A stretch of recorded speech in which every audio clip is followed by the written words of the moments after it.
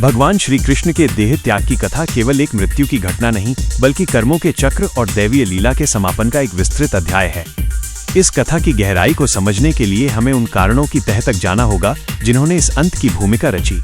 महाभारत के भीषण युद्ध के समाप्त होने पर जब माता गांधारी ने अपने सभी 100 पुत्रों का विनाश देखा तो उनके भीतर का शोक क्रोध में बदल गया।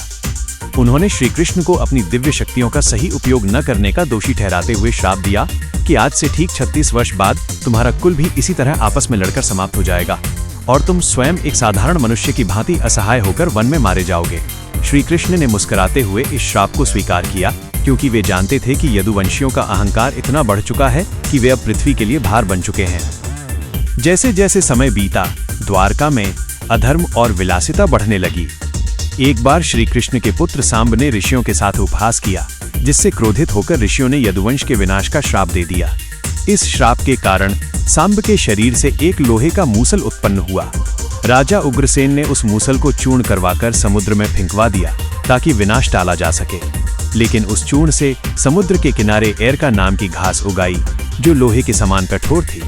मूसल का एक छोटा सा टुकड़ा, जिसे एक मछली ने निगल लिया था, वो अंततः जरा नामक शिकारी के हाथ लगा, जिसने उसे अपने तीर की नोक बना लिया।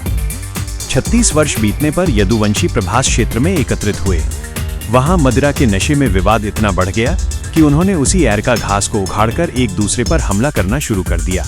वह घास हाथ में आते ही लोहे की छड़ बन जाती थी। देखते ही देखते पूरा यदुवंश समाप्त हो गया। अपने कुल का अंत देख श्री कृष्ण के ज्येष्ठ भ्राता बलराम जी ने समुद्र के किनारे योग समाधि ली और उनके मुख से एक विशाल सफेद नाग शेषनाग निकला, जो समुद्र में विलीन हो गया। इसके पश्चात श्री कृष्ण शांत भाव से वन में एक पीपल के वृक्ष के नीचे विश्राम करने लगे। उन्होंने अपने बाएं पैर को दाएं घुटने पर रखा हुआ था। तभी जरा नाम के शिकारी को दूर से उनके तलवे की लालिमा किसी हिरण की आंख जैसी प्रतीत हुई।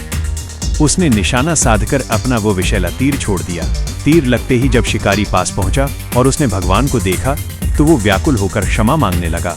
तब कृष्ण ने उसे बताया कि त्रेता युग में उन्होंने राम के अवतार में बाली को छुपकर मारा था और आज बाली ही जरा के रूप में अपना बदला ले रहा है। श्री कृष्ण ने शिकारी को अभयदान दिया और अपनी दिव्य ज्योति को पुनः परमधाम की ओर मोड़ लिया। उनके देह त्यागते ही द्वापर युग का अंत हो गया और कलयुग का आगमन हुआ। उनके पार्थिव शरीर के जाने के कुछ ही समय बाद द्वारका की भव्य नगरी समुद्र की लहरों में समा गई। अगर आपको ये वीडियो पसंद आया तो लाइक करें और सब्सक्राइब करें। धन्यवाद।